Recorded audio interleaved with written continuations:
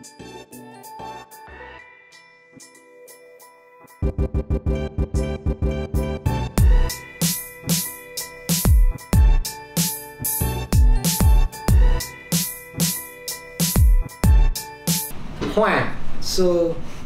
welcome to another episode, another vlog, another another thing of South Africans living in New York. My name is David Gao, and today I'm sitting, ladies and gentlemen, with Mr. Sunshine, or DJ Sunshine, or DJ Mr. Sunshine. it's actually Mr. Sunshine. Mr. Sunshine, ladies and gentlemen. I met Sunshine when I was coming to New York last year to do my show. I let people know I'm coming to New York. How's it going? The name is Sunshine, South African DJ based in New York City. I'm out here to support my brother and living comedic legend, David Gao. He's one of the people that responded. I called him back, I met him, we hooked up, we rolled together. I was performing at the Comedy Cellar. He came with me. Boom! That night, Dave Chappelle rocks up. So he got to meet Dave Chappelle as well and watch Dave Chappelle do a set until 10 to 2 in the morning. And then there were no more trains. So he waited. Which station was it? Penn Station or Grand Central? Yeah, Grand Central. Yeah. We waited at the station until 5 in the morning for the first train from like 2 in the morning. I had to get back to Richfield where I was staying. I only got there at like 4 in the morning or something. Yeah. And so that was the first day I met Mr. Sunshine. First time I met him. Hectic. All that happened. Hectic, yes. Yeah, man. Yes. What's your real name? My real name is Andile Surname? Majola. Hey, that name sounds like a youth league, corrupt, South African politics. No. Andile Majola. Far from It sounds like you've left some roads unfinished there at home. Like a toilet that was built but doesn't flush. Oh, great. No. I'm from. How are you, man? Good. I mean, I'm good from. to see you again. It's been a while. It's been a while. Yeah. Almost a year. Yes, you're right. Almost a year. Yeah. I last saw you August 2017. Yes. With the family. We are in New York. You're supposed to bring sunshine. It's raining. I don't know why this hotel is making mazenke noises like we're in a township in South Africa, but it's making some noises. Yeah. So, and just now there's gonna be a fire truck or a police siren. Yes. It's New York. Welcome to New York. Dude, we're watching the news today, not even the whole day. For the past hour, there's a shooting somewhere at a newspaper place or a newsroom. There's the kid who was hacked to death in the Bronx in the past few days. There's something else in Long Island. Yeah, robbery. There's a couple that's been robbing people on the train in Queens. These are local news, by the way. Just specify. This is just in New York City. Yes. This is just New York. Is it because what is it that there's a lot of newspapers or media that covers stuff, or it's just way more than in South Africa? Because I feel safer in America than I do at home, especially now with all the Russian transit highs, the hijackings for specific cars. You know, armed robberies and housebreakings in South Africa have gotten worse, right, in the past few years or past few months. So I've always felt in America you can walk around most places anyway. Yes, you can walk around with your phones out. No one's gonna mug you. True. But there's that occasional. You said there's been how many shootings at schools this year? 23 or 24 so far. At schools. Just schools. High school kids shooting. High schools or even primary schools. It's a different. And you're right. Like I also feel safer here, but at the same time, and it's like when you see like on TV they show you all those.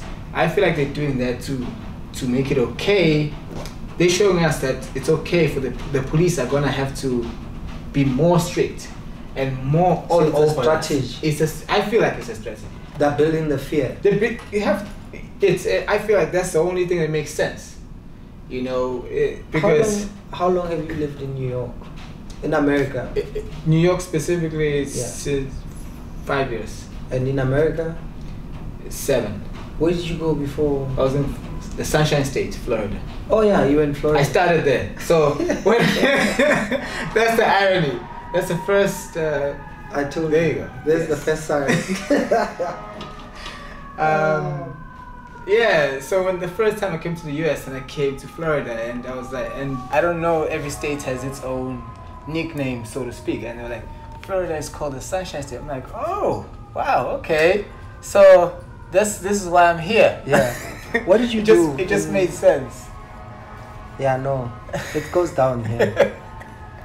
What did you do in Florida for 2 years? Or in Miami? Was it in Miami or? No, it was Boca. So it's like 40 minutes drive. Boca Raton. Boca Raton. Yeah, working in private golf country clubs. Yeah. Yeah, working in that Okay. hospitality. You did that for 2 years. Yeah. Then I went back home 2009 and then I came back 2013 here. Back to New York. Yes. So now 5 years in New York City. Yes, and this is my last year actually. In New York City. Yes. Why? I'm ready for the next phase of my life. Yeah. Okay. Are you gonna tell us what it is, or are you still planning it? You can keep it to yourself if you wanna keep it close to yourself. You know, if you wanna play your cards to your chest.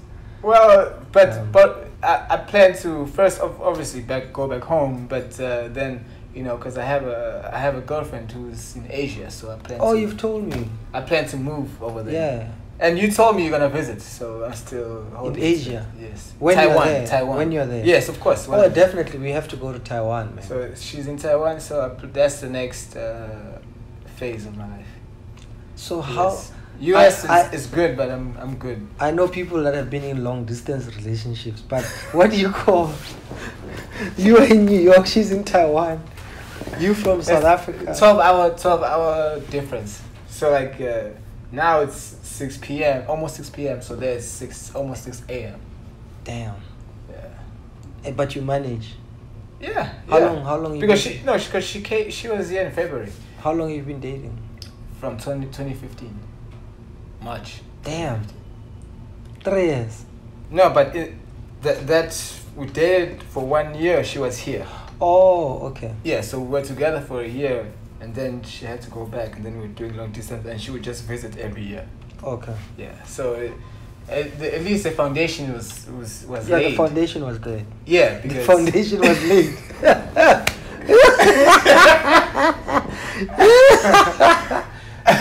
Jesus, sunshine. Yeah, bro. The foundation was laid. You know, you need a foundation, you know, then the house is rocky, bro. You know.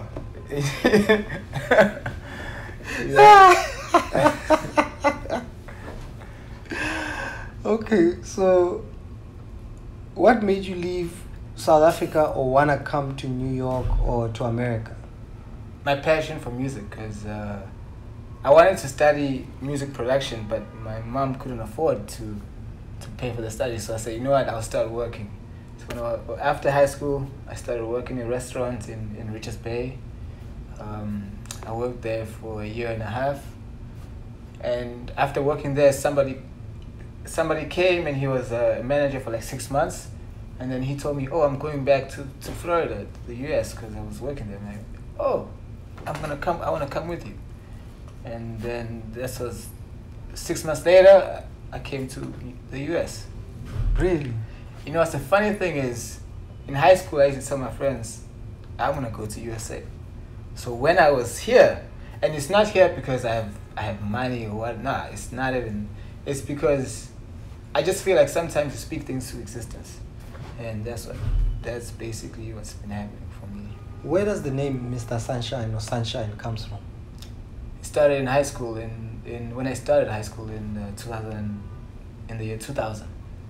So we had initiation, you know, we have like these plastic bags on our bodies with the cardboards like we were walking around like street sweepers. Yeah. And you had name and nickname in primary school, and I put my name. I didn't put a nickname, and I put it primary school, and then the prefect looked at me and wrote Sunshine because she said everybody had to have a nickname.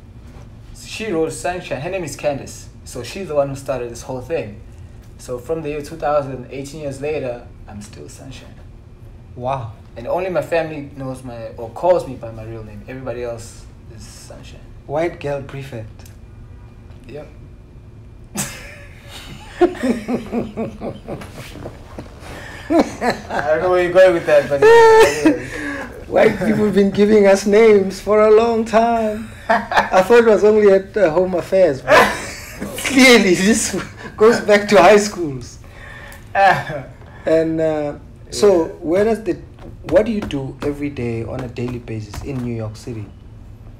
Well, I work full time, and then I still have to find time for my passion, which is music. Yeah. Because at the moment, I can't do music full time. Yeah. It doesn't pay the bills. So I still work in a private golf country club in Long Island. I supervise it's called the Halfway House. So it's like a pool area / halfway spot for the golfers to come and eat. So I do that 55 hours a week or so, and then after that, then I push music. So whether I'm going out DJing, or whether I'm going to support, whether I'm coming out to support you or other South Africans who come out, and so sometimes I'll come back from being out in the city. I come back at like 7 o'clock. I have to work at 9 until 9, and then there's a wedding at night, and I work the wedding, and I work until 1 or 2 o'clock. But my passion is my drive. So this is bigger than me. You know, it controls me. I'll do whatever it takes. It doesn't matter for me. Is it about staying in New York, or is it to pursue your passion? Well, the good thing is because this is you never, for example, you didn't go to Wisconsin. You came to New York. There's a reason for that, because New York is the New York is the hub. You know what I mean? It's where everybody. I wonder if I have followers in Wisconsin. But New York is a central place for the whole world. It's the most biggest city, or the most famous, I would like to think. Yeah. So hence it was a good idea for me to stick here and make it work, because musically, and also just to be around where everything is happening at. You've worked, you've done some gigs, or do you organize gigs, or you just help out marketing? No, some of the gigs, because I get booked and I make. You get booked as a DJ by other promoters. And then I also make my own. And then you put together your own. Yeah, like there's one that I do annually in Florida called Invitation to Dance, All White Party Edition. This year was the 4th year we did it. We had DJ Bonks. Yeah. He came through. He had a good time. It was, it was beautiful. And you've had Black Coffee there before, right? Not for my party. Your party. I haven't. I can't afford to book the guy. But there's been a gig where you were. I've been there to support him. Okay. At certain events, and Mosquito. Actually, the first party he ever played at. Yeah. In 2009, it was organized by other guys called Ekaya Entertainment. Yeah. That's Tamba, Zandy, and Sia. Okay. So is that in Florida or here in New York? Here in New York. This was 2009. So they knew of me from Florida because I was South African DJ there. So I came through here, and then they organized a party called All Black Everything, and they had Black Coffee on it, and I DJ'd there too. That was the first time Black Coffee played in the US. Wow. So. And Mosquito as well. There's one where you've. Yes. Is that an annual thing as well, where Mosquito comes? It was. Now they don't do it anymore. It was called the South African Miami Invasion. In New York? No. I know the Miami one. No, this one they were doing in Miami. Yeah. Yeah. Mosquito came, was it last year? End of last year. In New York. To New York also. Yeah. But I played with him before. for the invasion. I think DJ Tira and Zoto had just been here when I was here last year. Yes, you're right. Yeah. Did you bring Zoto? No. I wasn't, I was asked nicely she came to DC. I was asked if I wanted to join, but I said, with the work commitments and DC being so far, I just didn't see it being possible. Okay. So I had to turn it down. Where were you born in South Africa? I was raised as Kawini in KZN. Okay. I guess I was born in Pangeni. I believe I was born in some hospital in Pangeni. Which is near Richards Bay. Yes. 15 km from Richards Bay, or 30. Yes. Yeah. Yes, you know it well. Yeah. Swiso Nene is from there. He's a big comedian in South Africa. Yeah. Yeah. I'm sure I know the face. He won So You Think You're Funny season 1 when I did it. Yeah. But he's from Mpangeni. Wow. Yeah. Oh, yeah, Mpangeni, so there's a lot of, talent out there. No, don't push it. Calm down. Calm down, Sunshine. There's you and he needs to see this. There's you and me, so let's... This part of the interview, he needs to see this. He needs... There's you and Sfiso. And then from KZN, did you first move to Joburg, or you went straight from KZN and straight from Richards Bay to Florida? To Florida. And it's the first time getting on a plane. Yeah. First time. Really. A lot of things. The first time you were on a plane was when you were coming to Florida. Yes, in 2006. Didn't you think you must rehearse or catch a 1 hour flight, Durban Joburg, or 2 hour flight to Cape Town? Yes, no. So your first flight was a long distance flight? Long distance. Do you remember the airline? I don't, sorry. And was it a direct flight? I believe no. I don't know. We had to fly to Senegal or something. A stop in Senegal. Or Dakar. We didn't get out. Sorry, yeah. We didn't get out, but no, they just refuel. So SAA used to refuel in Dakar. Yeah. You either goes to Washington or New York. Yeah, so then I believe we came to New York and then to Florida or something. Oh, okay.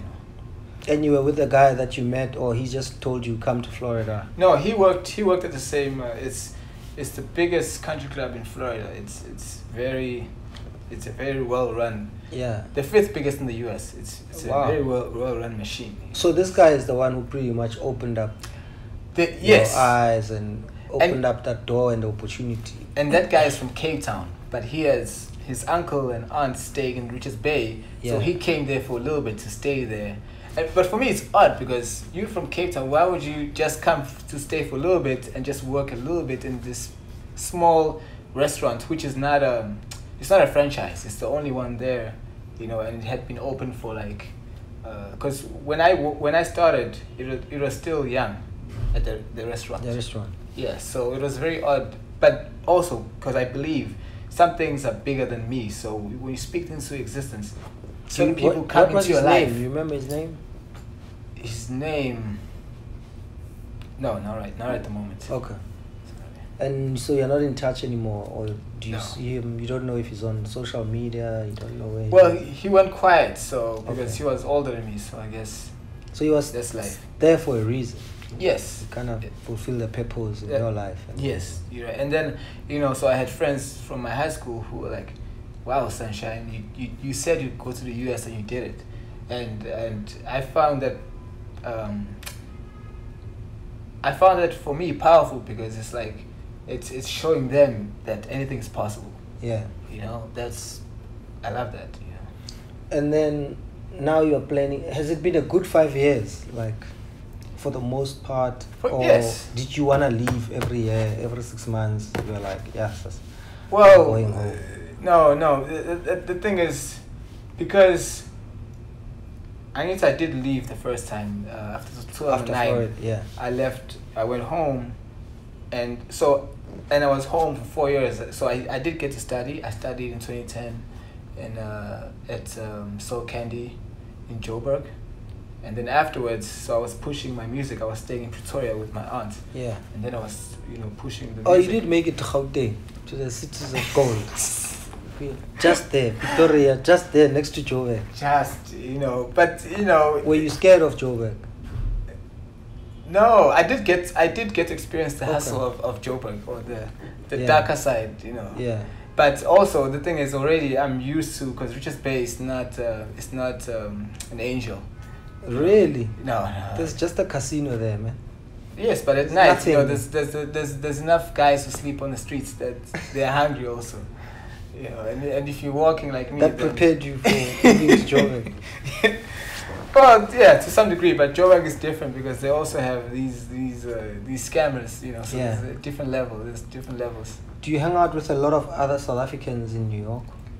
Yes, I do. Like, you know, for me, one thing USA taught me is to be proud of where you're from, because America is proud of themselves and themselves first, you know, and they're not shy about it. Yeah. You know, they show it to me in my face in different ways, whether it's flags all around or, you know, on TV and so forth. So, hence I bought a flag, South African flag, for the first time, you know, and I started, you know, the hashtag South Africans in New York, and I would always, you know, every time I post a picture with only South Africans on Instagram, I would hashtag South Africans in New York, because I'm trying to broaden the landscape and show us more, because I mean, I do believe I'm in the US, yes, but I'm not here and changing. I'm here and pushing us here. Yeah, man. You Do know, you think more South Africans should come to New York or America, Wisconsin? They can, but unless you live here, for the most part, you know, you know how it is. Like, South Africans come out here, and then after 2 weeks they go back home, and then the accent is changed, or things like that. You know, things of that nature. Well, you know, those things happen. But that's because they're not really understanding the US. Because once you actually see US for what it is, then you'll be like, you know what? There's no point me trying to be like them, because I should be proud of where I'm from. Yeah. Yeah. Well, and so even for me, the first time I went back home in 2009, after 2 years, I made sure to speak Zulu. Yeah. Because especially because I knew that people were expecting me to have an accent or to be American, but I showed them you know, to try and show them, you know, USA is cool, but I still love South Africa, and South Africa is just as cool, if not better. Hence, what do you miss most about South Africa? It has to be the food. Is it? Yeah. Do you cook here? Do you make South African food? No. Even at home, cooking is not really my forte. You live by yourself, right? Yes. What do? Do you buy junk every day? No, well, at the club they make food, so you know, there is rice and stuff. And then every time if I'm out, then I would eat McDonald's, so stuff like that. Okay, so someone else cooks. Yes. No, even a guy. I mean, I just don't have the patience. I'll eat bread every day. I don't care, you know. Or I'm the guy who's gonna eat at 12 o'clock, be eating Rice Krispies. Yeah. That's me. I'm cool. Like, I'm that guy. But I love, for example, amasi. Amasi is my favorite meal in the world, with uput. Yeah. You know. So you don't try and make it yourself here. Or make yourself. So you just get the milk and let it go sour. No. Take out that water part, keep the fat. You can make yourself. That's an experimental amasi, but just that's the one thing I made. So you know what's a funny story? When I went back home, then my mom with my aunts and cousins. Oh, is this after Florida? After Florida, after 2 years, they go back home and then straight away to some restaurant, and I'm like, I just wanna eat some home meal, not restaurant food. Like, but for them, they wanted to go out. They wanted to, you know, to welcome you home, but they didn't understand that for me, nice food is home food, not restaurant. So the 5 years you've been here now, you haven't been home, right? No. You haven't been to South Africa in 5 years? No. So you never experienced Jacob Zuma as a president? Well, like to 2 some years degree. or so. Yeah, yes, you're right, yeah. I did only through social media, though. Yeah. Through the jokes and satire and whatever. Dude, South Africa has changed a lot, in No. 5 years? I'm not. The last time you were there, Julius was still in the ANC. There was no EFF. Now Cyril Ramaphosa is the president. There were no slave queens, dude, when you were there. Dude, the country has changed, dog. There's levels, though. Dude, so much. You missed the Casper, aka Beef. You missed the Phillips. Yes, I did. I never even went to one. I only saw them through social media, and they were so amazing. For me, I was like, wow. If I was home, I would definitely want to be around that. When these guys are here, do you try and go out? Like, do you go to the One Africa music? The One Africa, I couldn't. I don't know for what reason. Or it was, I don't know. There was some, because it was organized. Well, the last one was same day. Well, no, that was Afropunk. That was Afropunk. Yeah, but for me, all the time, any South African event, I try you try and support. Because I feel like our music needs more exposure. Do you play South African music a lot in your set? My set is 90% South African. Okay. Like you said, I missed a lot of things. I missed the whole 90%. They were pushing that on Saudi radio thing on radio. So it stopped, but I still push it. I still do that because South African house is so diverse now, as opposed to before it was only Afro house. Now there's so much diversity that you would think the song I'm playing is from Belgium, but it's from SA. So that's the beauty of it. And because me, I like my sets. I like to take you on a journey. Do you think different because you've been in New York? Or you've lived in America for like 7 years, than you would if you stayed in South Africa your entire life? Like, you don't have a car here, right? No. You use the subway. Yeah. Can you afford to have your car here if you wanted to have a car? If I wanted to, I could, but at the same time, the way New York is designed, so you have no need. It's not a need; it's a want. Yeah, and you don't care if you have one. Exactly. For me, it's as long as my girlfriend still loves me, I don't really. So I was saying, I mean, obviously you've kind of grown up different now, and in South Africa we all obsess about the first thing we do when we get money or when we get a job is buy a car, especially us black people. You're right. Or young black people. You're right. And you're saying that doesn't bother you. You don't care about whether you have a car or not. Because you can get around. The infrastructure is here. Even a car, I had always been that way, because I've always wanted to make it first. Yeah. For me to make it in music, like anything that was gonna hinder that or that was gonna become too much of a big deal, I wanted to focus first on the music, and then everything else, comes after. But I've realized, like, okay, I see a lot of guys who are successful or who are getting there as DJs, the necessity, like, you need to have a car. Yeah. Because to get to gigs and get to different gigs, and especially in South Africa, there's you're getting 2-3 gigs a night, especially on Saturdays or Fridays, and you need to be getting around, because you can't be telling the promoter, oh, can you do this for me? Or have you started making your own music? I have, but it's not ready for the world yet. Okay. Yes, it's still an infant. Is it? You just one of those. But you're gonna start releasing your own that's albums or tracks and yes. And then when you do move from New York to Taiwan, what are you gonna do when you get there? Are you gonna keep doing the DJ thing, or you think you're gonna first find another job and then? No, I wanna do music full time when I get to Taiwan. That's the plan. Have you been to Taiwan at all? Never. Ever? The only person I know there is my girlfriend and her family, and some of her friends. Yeah.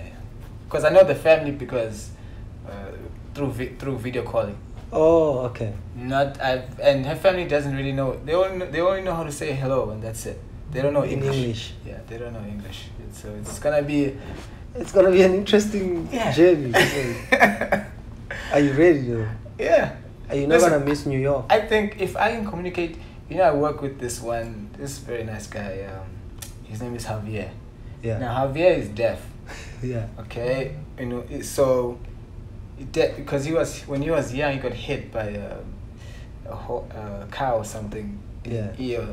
Around about here. So he can hear high pitched noise, but he can't really speak. So if you call him, you have to whistle. And he talks in sign language, but he doesn't know English. And I can communicate with him. So if I can communicate with him in sign language.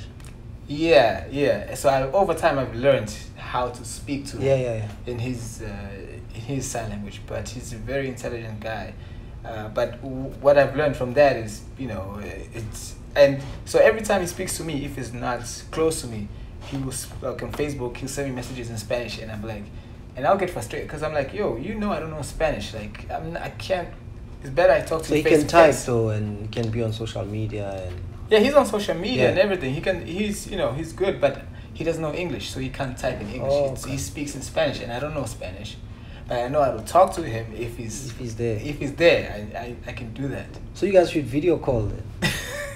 That's what I try to tell him sometimes, because when he goes back home to his country and then he's sending messages, I'm like, and it's in the beginning. Every time my first reaction is, you already know I don't know Spanish, man. Like, you're killing me. Then I have to sometimes use a translator and say, or send like question marks, because I'm trying to show him like, unless so you're ready for Taiwan, basically.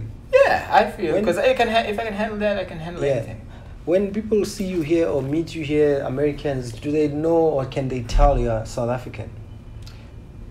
No, not all. When I speak, yes, they can tell, because my accent has stayed South African. And they know it's South African, or they still ask you where you're from. You're not from here. They know I'm not from here. Yeah. But they can't tell specifically South Africa, but they can tell I'm not from here.